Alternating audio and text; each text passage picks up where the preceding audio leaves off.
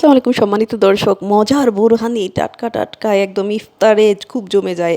ইফতারের একদম মনে হয় কি মেন ফুড বোরহানি ছোলার সাথে। এই যে পরিষ্কার পানিতে আমি টক দই মিলিয়ে নিলাম। টক দই এখন দেবো হলো টমেটো সস, আমার নিজের হাতে তৈরি টমেটো সস। এটা অনেক মজাদার হয়েছে, নিজে বানিয়েছি বলে বলছি না, আসলেই টেস্ট হয়েছে।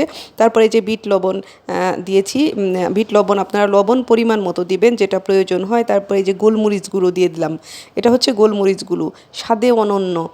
তারপরে এই যে এই পেস্টটা দেখতেছেন, ধনিয়া পাতা, পুদিনা পাতা, কাঁচামরিচ, সরিষা আর হচ্ছে লবণের পেস্ট। এত সুন্দর একটা ফ্লেভারফুল, মানে খুব হজম শক্তি বাড়ায়। এগুলো খেলে ইফতারির পরে খুব মানে ভালো লাগে, পেটটা শান্তি লাগে আর কি। এই যে চিনি, চিনিটা পরিমাণ মতো, বেশি দিলে কিন্তু শরবত হয়ে যাবে, মজা লাগবে না বুরহানি। একদম পরিমাণ মতো দিবেন, খুব বেশিও না কমও না। তারপর আদা বাটা, ধনিয়া জিরা গুঁড়ো এগুলো দিয়েছি আমি। ধনিয়া জিরা গুঁড়ো কিন্তু দিয়েছি আমি, টেলে নিয়েছি, বাটা নয়।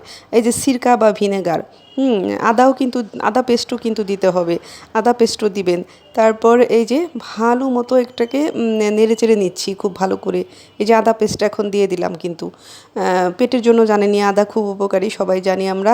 এরকম হেলদি যদি ড্রিঙ্কস থাকে ইফতারিতে, ঠান্ডা ঠান্ডা, খুবই ভালো লাগে এবং পেটের জন্য উপকার, এবং কোনো সমস্যা হয় না।